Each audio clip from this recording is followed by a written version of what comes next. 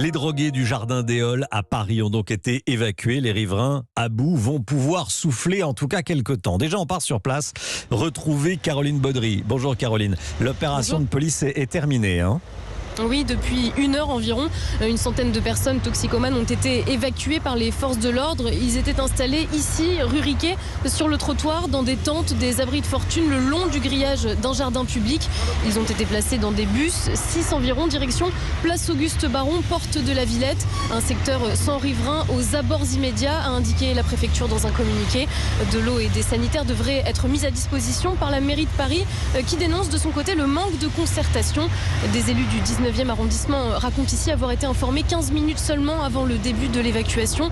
Le premier adjoint Emmanuel Grégoire sur place dit vouloir trouver une solution pérenne avec l'ensemble des pouvoirs publics pour que cette évacuation ne reconstitue pas une colline du crack ailleurs dans Paris. Merci beaucoup Caroline pour toutes ces informations. On est en direct avec un riverain.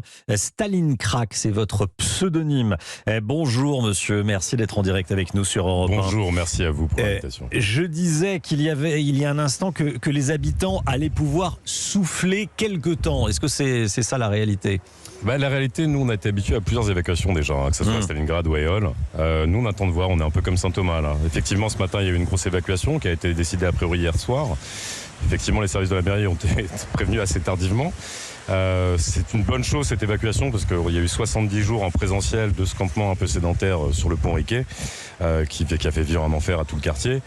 Après je peux ne pas me réjouir également parce qu'on a envoyé en fait une centaine de consommateurs ce matin sur une place qui est à 1,9 km du pont Riquet, qui est sur la place Auguste Banon, qui est au niveau de la porte de la Villette, qui était justement un emplacement qui était proposé par la préfecture de police il y a quelques mois, qui n'avait pas été retenu.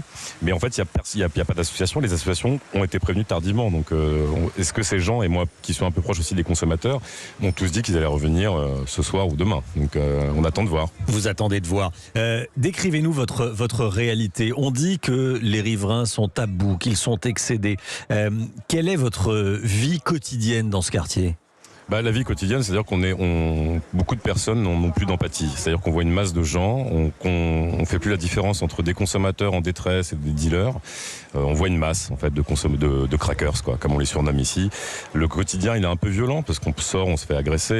Il y a de la mendicité agressive. Il y a des vols, il y a des viols, il y a des morts. Tant du point de vue riverain que du point de vue consommateur.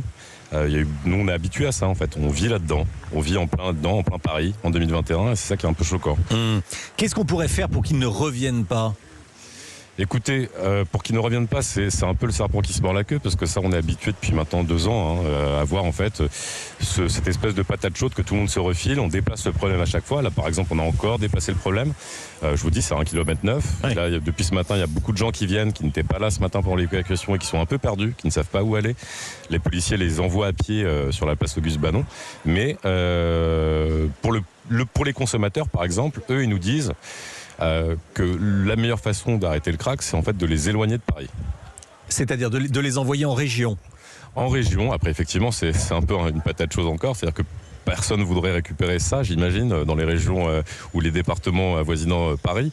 Mais c'est une solution, en fait. La plupart d'entre eux veulent être soignés. C'est ça qui est paradoxal. Veulent être soignés, ils ont besoin d'aide. Mais en fait, tout ce qui est mis en place est un peu sous-doté, Merci beaucoup, merci d'avoir témoigné sur Europe 1, dans Europe Midi. Jacques Serret du service politique d'Europe 1. C'est Gérald Darmanin qui a annoncé cette évacuation sur Twitter.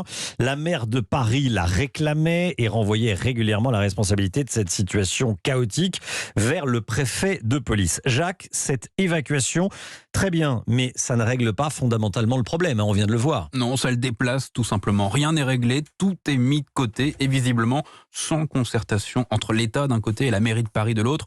Anne Hidalgo, vous le disiez, réclamait cette évacuation depuis le printemps dernier. Jusqu'ici, la préfecture semblait faire la sourde oreille. Coup de théâtre ce matin, 3 jours seulement après la visite sur place d'Anne Hidalgo.